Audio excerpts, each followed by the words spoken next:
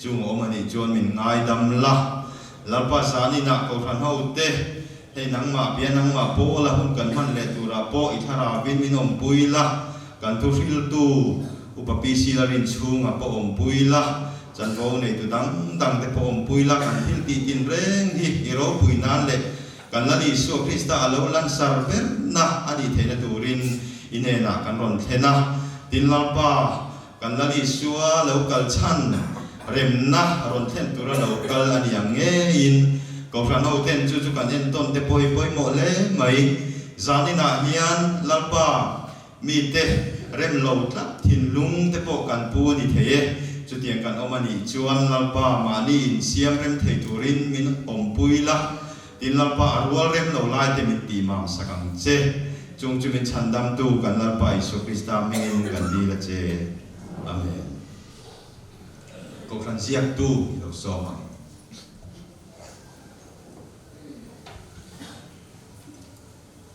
ei voin khan roi thena sana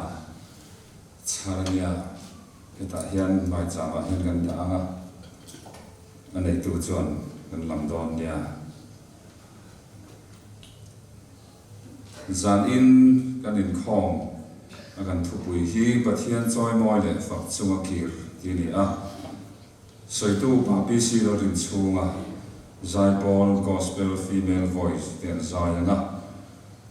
in khom ban leng khom foi tu ka doctor lan cha tu ana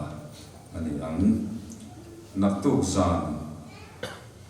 ni lai zan ni khom ani anga tan tu nula bi na him pui thu pui ni lai le pe rual thu pui thir le na kun kan mang do na ni e kumin a hian ko ran in ram thar lam zin program kan siam le thei lova min som tu te chu an han om chungin kan dit moni na zir lo kum tak kan e wangin ram thar zin program siam ngam lova chumi ni chung chuan hei kan ko ram mi te hi mun thum la ya an mani in seng savin Christmas man puin lo fe chuaka an om ta mewa chu mi te chu ei baladan kanat pur thi area pailapur pastor bial silchar thang lo kani a hian pusira rem kimale thangwa rikinel sam te hi an kala tin gurguti a hian pulal bi kale pulal chan hi mate kal boka tin phai khua hian pusi ram chhuala te nu pa hi an kal boka lo om le maya an program kan siam lo kumin mun thum la mai kan han tuam theya alomom tak mek mevani hi ko ran mi ka kal an ni lo chungin alomom e ma kan ko ran mi te vek an ni a kan han puak lang ri phrim mani e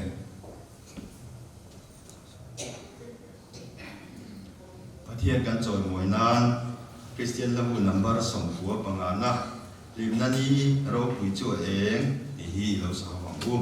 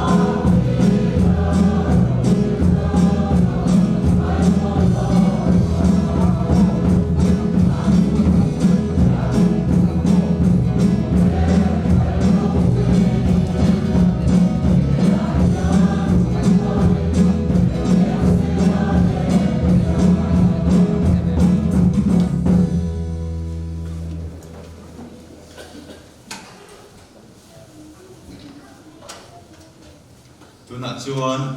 pathian fakna hla saturin gospel female voice te lo somang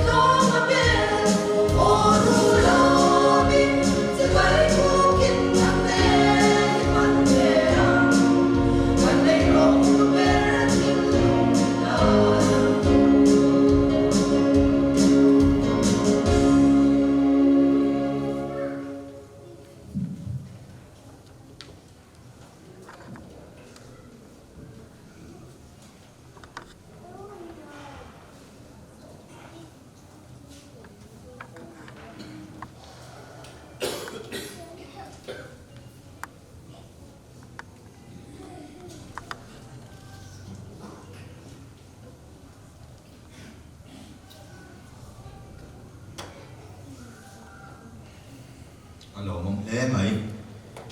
zani na kan thu pui hi pathian choi moi le fak chunga ki hi ni a thu pui se tu upa pi si la rin chunga lo som tong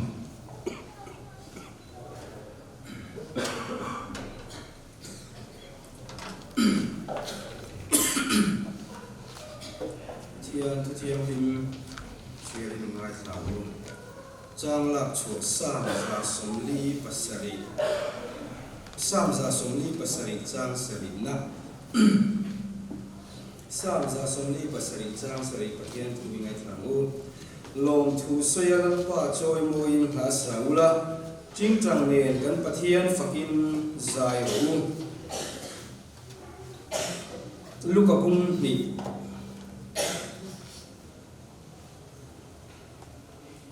lukapum ni chang som ni luka chanchi than lu sia bum ni chang som ni tin beram veng tu te chuan van dir ko shrilang nge ya eng kiman huan shri ta fangin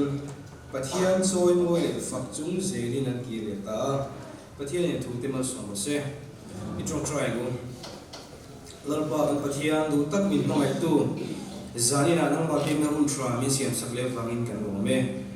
kun kan man to zong te a lom thu kan soya kan ko shan khotlang te chung ko tin te min en kolin min venga lalpa iro puisia min mutira ipian champo thatakin ko shan ten tuang takin kan ruam man nang te kan lom theya kan lom ne mai lom thu kan ritsia zaina po hum tra min pe a I ko shan ho te he na Isu Krista in choi moi le che Isu Krista mingin kan di le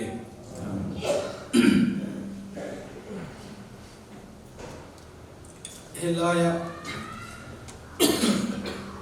mun thiang li ka din hian ka ril ru thin ka soi chu she do le amaro chu fiam thu te khin thu ang te po soi fiam thu ti te kan soi ka ril ru se me pulpita din hi asang khop mai rina hian dia an soi thin chu mi pakhat hi piang thara tui thei khop mai pathian thua te po hian pulpita ding te thu soi te hi o chi ti zok chu lo soi sel o ti hian alo ril ru hen lo nghe ni lo thuk ni sa thei khop mai ni chuan piang thar ta na chu in khom ta na chi ta na chu kum ten ve chuan rong bol tu ate an del ve thu den soi ve do la chuan an ding chua ka ari ai khan lo sang deu niang mu tang e na ngot so ma di bia lo ma ya tia trong trai u ti trong trai lai khan chuak tek ma ya in khom ba na khan in veng mong la ma tle ro ho bula khan lung ten na ka ve la mi ero ro ti en tia ril ru khat yang te bo ka om rum ma ya pathian thu soi mai bi ra ma helai mun thiam lim hi chu rin ai hian in bu sai te po han nei mai la pathian chuan na sa takin mi nong pui ro ni zam hi na du em ve ke ni yang duang ta hian ti kha kan soi duwa trong trai na ne mi la wa thla sak du ring kan som ju cheu ni kan thu pui hi pathian choi mo le fak chu ma kir ti ni a heti lo zong ka soi tum lo zong po hian a soi thei chu maya bi rimoi chi sang ma ban lai bible tu thung lui hun trong to rimoi chi sang nei mang te pathian fak ani thei dan te le a rimoi ming le chi sang te po kha soi thei tum maya amar chu zai le hian karin ru om per chu pathian choi moi le fak pi po hi thu mun in ang reng thau trong war ni de mai a hian ngai tai la a trong kam moi em bolin choi moi le fak ti chu thu mun in ang reng ni tura ngai tai la karil ruam zok taka chuan pathian ta na impact na thar nei le tur lam hoi kha karil ruwa chuan om dewa chu ti rual chuan sam za somli pasari aron la chu hi tlemin han zui masalok ila sam za somli pasari kan chiar khan lom thu soi turin le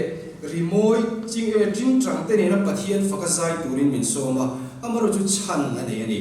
ti kha kan soi duwa sam za somli pasari chang mi le chang thum kan chiar chuan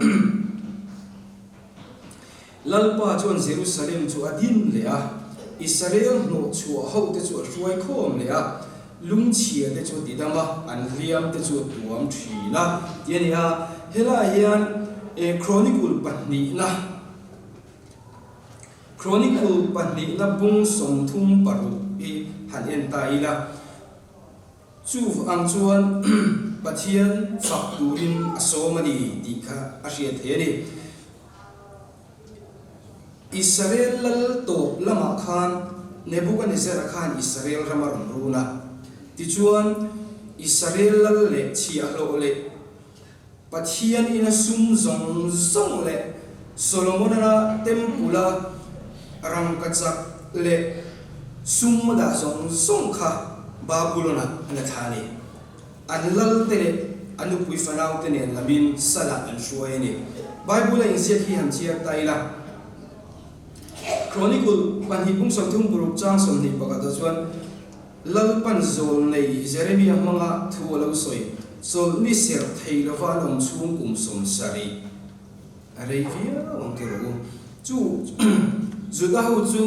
pathian ni ti mayang an sabat lana em ni a sabat thlen don zir top ni tlai dar thum vela tang dar ni vela tang chuan an ha tho hi zo in thleng hian an ban fikani chuan in rin ni a chuan thim le ma chu ti khan engma thei pui na rawai rit in tiang po an khoi ngai lo kha ni a chu wang chuan hetu tiang khopa pathian biak lo sun kha pathian ni ser thei lawin kum som sari Babylon salan han tang ni an chuale huna chuan engtin ngen lomang alom dan tur kha chu ro pui takani heti lai sam za somli pasari ran soyang hian ting tang nen pathian fakin zai ru ri thei zong nen thin lung le ti tak zetin iti mayang chu tiang chuan pathian fak turin so mani chu ti rol chuan Israel te nuna hian anni huna hian pathian in puan na hi ke ni yang in hriat thiam la ni lawa ti sa chandam nei ti mayang salata na tanga zalen na an bui chuan lung oi chu an lung oi khop maya an lim via maya amaro chu i an rama thamuang taka an hanom le khan tunge pathian ti kha an buai na ani le thilani ti ro rel tu te po kan mu kha ro rel tu a chuan samson ate ze tha te le midang tam takan mu a pathian mi man te awangin rama muang takin anom thina amaro chu an om lo ve le a khan pathian an choi moi thei lo wa an nuam ti song zong in anom le mai thinani chu wang chuan tu thum luya ti sa chan chua na iti mayang chan dam na hi chuan enge an duang an mu hian an du tok thin in ti deang an duang din muna an din hian an lunga oya dunge pathian ti hi an lo thei ngin le thin ani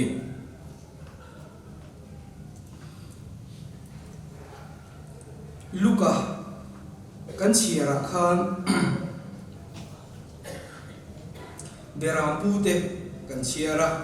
berampu te hi chu soi tur po taman chan chin hi ngai nom taka oma a chan chu berampu te hi kan shia angin mi hringa chiar pon ni lo ni zu da ho kun lai chuan iti mayang chu tiang khopa mi tom mi duai nung an ni a chu wang chuan kan malama tu soi to pu te poi chiang takin ngai nom takin an soi to a hey Bible ni lo le khabu dang thon thu emani don ni zia chuanin I beram feng tu te hi bi pathum minga rang sia ka Efria bate Daniel ate Isaac ate nia tiaran tia chung chu da chuanin hey engani in chiar ve do to in karinga le khabu ngai nom ve de mai Jeffrey Charre le khabu zia keng bet tu good board chu di khai chiar ve do me thea I khathil khai chiar chuan engani angai dom em maya chu da chuan putar I so thil du akhan putar Isaac hian I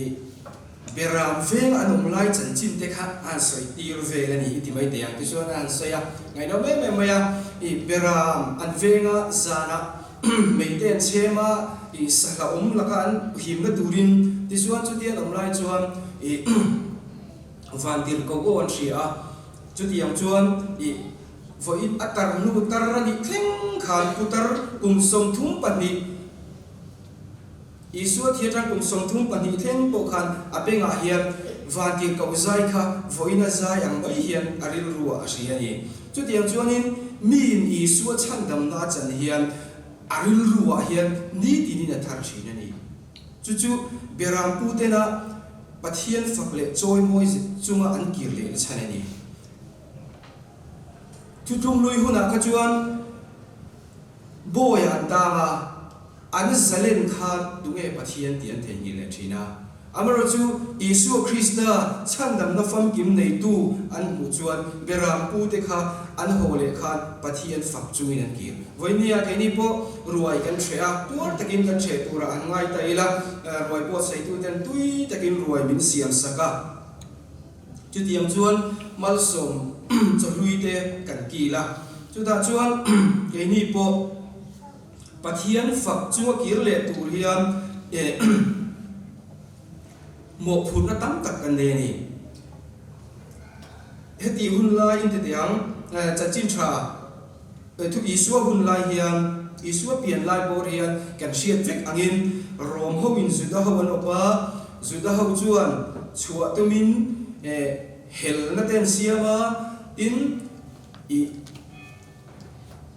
Mesia be seina alien em bokani mitin thin lung hi Rom sarkar nuai chuak thei tura in buat sein Mesia an be seya amaro chu Mesia be seidan kha chu soi zui vak to lo kaila ti salaman be seidan e thara laman be seidan kha nuwa ani ti chuan luka bung ni chang ria ta kan siar chuan pathian choi moi le fak chunga an kir chan hi tiang hian chiang takin kan huwa thu thung lu ya hian pathian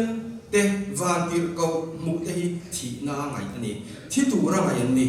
thu thung lu hu na chuan pathian in puan la chu arab thak ema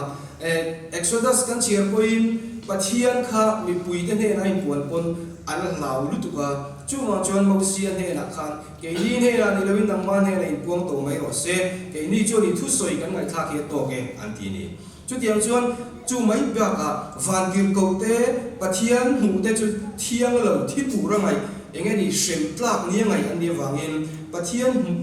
mu chu thi tu ra ngai an ni chu zuda ho ngai dan nge tan ani wangin zara beram venga van tir beram pu te an rom hian an ni ko ka lan lau le ani adi hian kan soi le nge kan le kha pu chera chuan beram veng tu pakhat pe chuan a lau lu tu kha kasual sia pathian hi min shem turin a lokal to do ni hi hetiang shim chuan thil ka ti suana sa sia ka chan hi wa che do ne ati ni chu tiang chuan in van tir ko ran mu kha thinge tu ran in ngai ni amaro chu bible kan chiar chuan hian van tir ko chuan aron soita lau su lang ngai ro mitin da tur chan chin chalom em karon khen cheu ni chan chin tha hi beram pu te ne na thing phak tura ngai ni lawani dik tak chuan a chan chu Isu hun lai hian mi pui nol pui hi le kha thiam lo an nia le kha thiam chu pui thiam te farisai le kha ziak tu te ania an soyang an kha mi pui nan som top me ni tin beram pu te pe chu kan soyang kham sa kho ser le sa ti man mi lawa ram nuai tlapwal mai ane wangin mishing a chiar an ni lawani mishing ma ni se an lu lo mani chu wang chuan he mi te he na chan chin tha mi tin da tu chan chin tha aron thlen hian eng tinge kan soyang a oi am lo so kani an ni poi dan hlau reng boka chu wang chuan beram pu te po kha pathian choi moi le fak chunga kir lo then ni lawani ti chuan chan dam na chan chin tha an ne na poni na oma hian tu nai trong chuan soi te an piang thar ta ni idi maya o ji chu pathian an mu trong chuan an piang thar ta a ti chuan van tir ko soyang ne in van tir ko soyang nge in isu pian na an vakala a ik van tir ko soyang chia khan nau sen tua na tua maran chope ka thengam hu an ramwa isu kha bible a hian ti ba khian a soilawa a pian lim ka na mela eng phuka kezi chu ti za da ni ti kha on mi lawa mel thre me ma sam kir chin da ti om lawa a chin chen a poka mol mang ve khop mai ti ro nau sen pu na tuam ran chope ka thengam hu chu zong chu ni mai a kha a khoya ka ne chandam tu ni la ma ti mai tur khop khan isu hi a piang tlong ani amaro chu I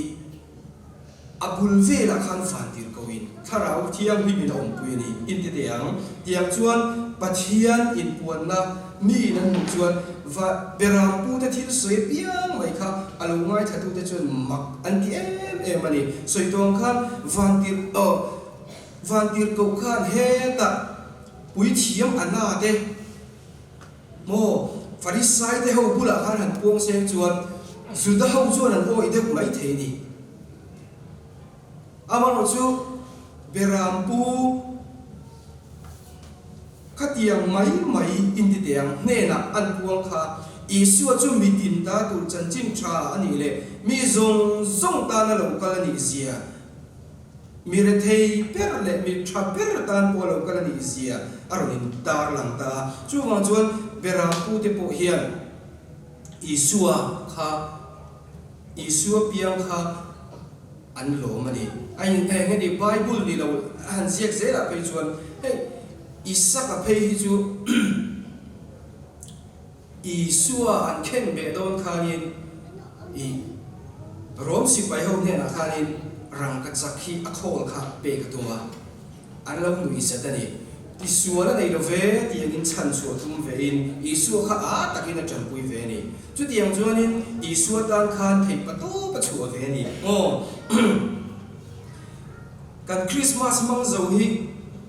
pathian fak chuin kan kir vem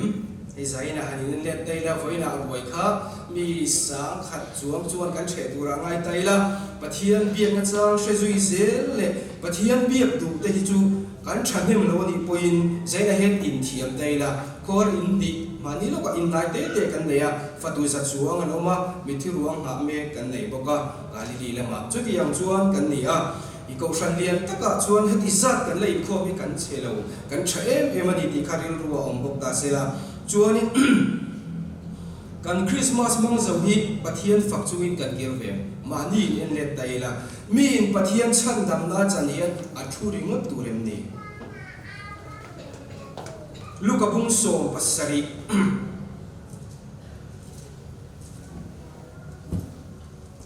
lukapung som pasari chang som pariat in chialok teang har som ti dam Jerusalem khuwa Isu kaldoni na ka chiar vek lo me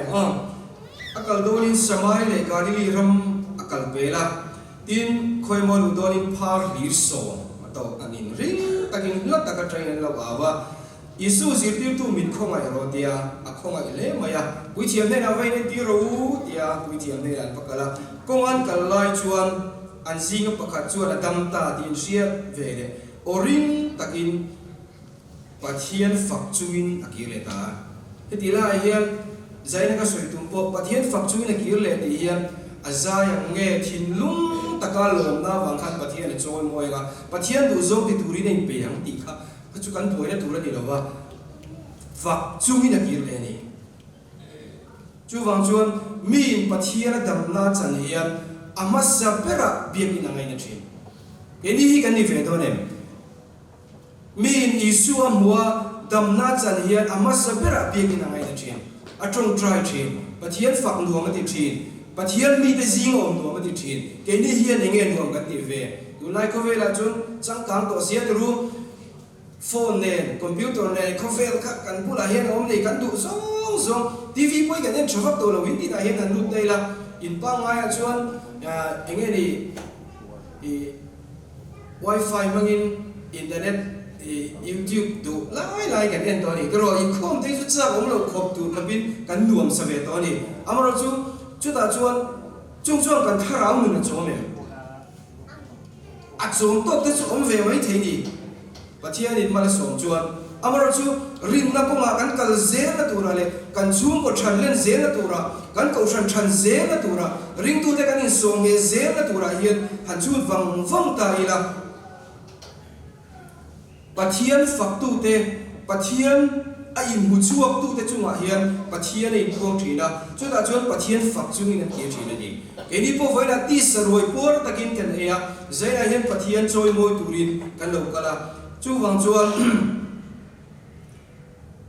heti lai phar po hi isua ke bula bo kupalom thu soya samari mi ni le ngal helai po hian han soi bel khida cha om zudat cha po tak thil ti that manga van ram kai tum te ai khan samari mi in ngai lom pathian be seina ne na dam na chang chuan isua ne na lom thu soya isua chuan mi so khai lo thiang ta ni rom ni pakua te ka khoya nge he ozemi chau hi pathian faktura aro pathian faktura lo kir le anum na nge ti hian ni chu wang hin khovel hian isua hi fak lo ma se ke ni chu ni fakang u marka bunga yen le tiang marka bunga gerazim ram hoi zo ti dam thu yen le lokang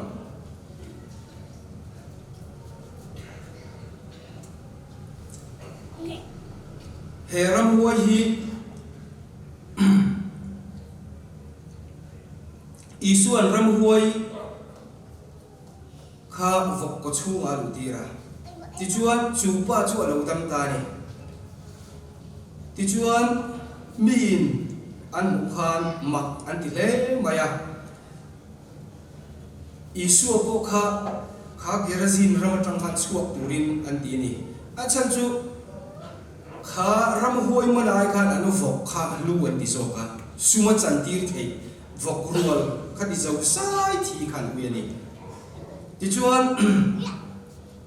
isu kha longa chuan don lai takin ram hoi mana kha isu te na lokal ta ti chuan isu kiam omange na ni hela he ka soi tu chu pathian min chan dam na pian thar rim kan ti dong nge chan dam lim lom na chan lai hi chuan apar ta na han lam ut mai te eng ma dang ngai sak lawa pathian han choi moi te hi acha ko man dum thin ni tro amaro chu khami kha isuan to ka ti na bani chu da chuan isuan aphal lawa ne na I ina ithian te ne na hola lalpani tan thile ti sak chei aro pui zia le khoma zia chei ba hrin ro tiani ama saperin kan ina ul kan chana kan Christmas mang zo hi azan di san lo ka po thu soi te ka thu soi atik po kan ngai tha chung po tanga bul tan dur kan ni in Christmas mang zo hi chu da chuan kan chenom ten kan khoveng te nan mu ve le ang ti chuan chu pa chu de ka poli khuwa isu na tan thil ti ro pui sak zia chu vatlang au puya mi zong zong chuan makan ti le isu Krista kan rin hi mi makti khopa kan rin angai ve to ni achan chu tu lai ko ve la hian mi zoram rimota ko chu teila zungol vei po kan ti te ang drug addict po lep ru po biak in theng pamia lo po Christian ni em ti la o kan ti te fact ani nya ta ka chuan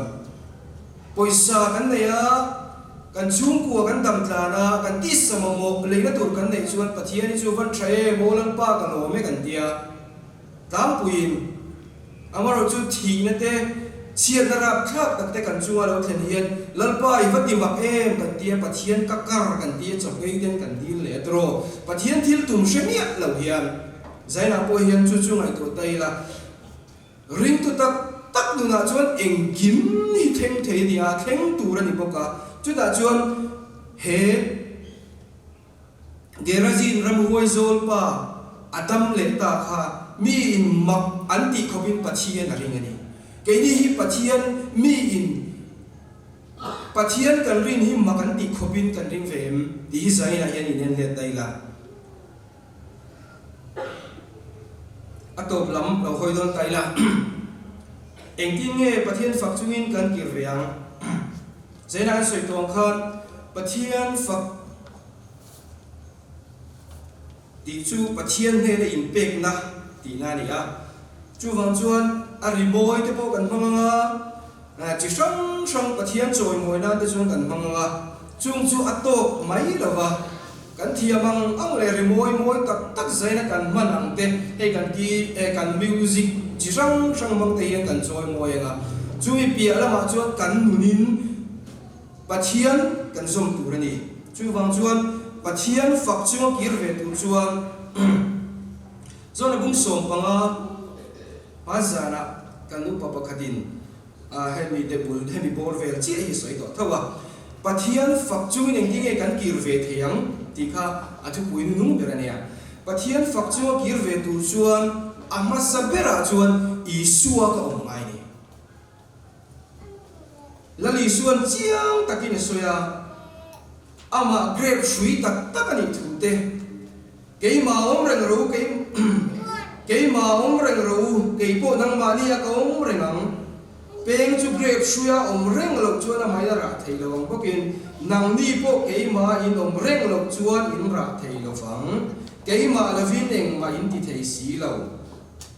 isu na ti ni chu da chuan engtin ye kan kir veang pathian fak chuin kan kir ve thea ama sabera chuan isua kan mangai ni rim tu te hi tian ka soifiam thu china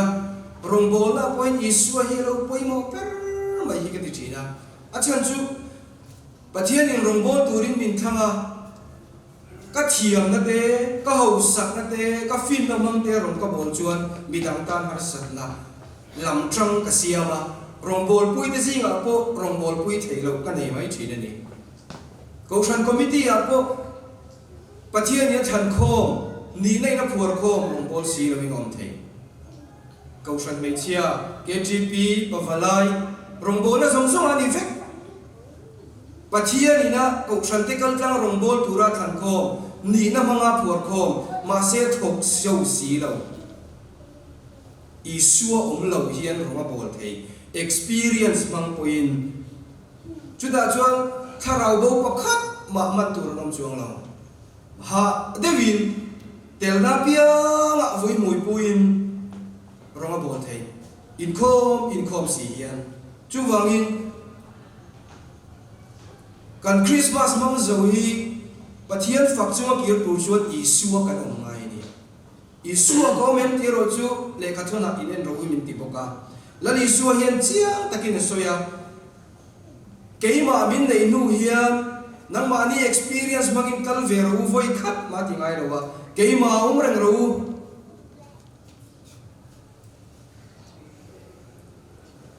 keima lwin eng mai ti thei si lo ti a chu wangin lal isua tel lo rong bol hi alla arab kha mishing fel na mangte chiam na mangte hian thui taka kal thei chu wang chuan lal isua hi kan rong bol na hian masaber sela isua kom chuan kum engamo zat Sunday school zirtir tu rong bol tu kom to ti ain ka rong bol na khan rong isua nen kan bol na chuan mi indam na chang thin tharau bo pakhat tal ka ban thin chu kan kir le na tu chuan ni ti hian soi thina Goshan hi bank angania dalu tam pau le pung tam mai ni ti hei chu soi zui cha kam ruani ka soi zui to lo mai nga Goshan chu bank angania dalu tam pau le pung tam mai ni bank ka chuan poisai dalu tam pau le imule le tam do ni chu tiang che chuan pathian ta na in sen so na sat pau le pathian ta na in pek na sat pau le pathian in mal som nei na vurang che pathian tu no song se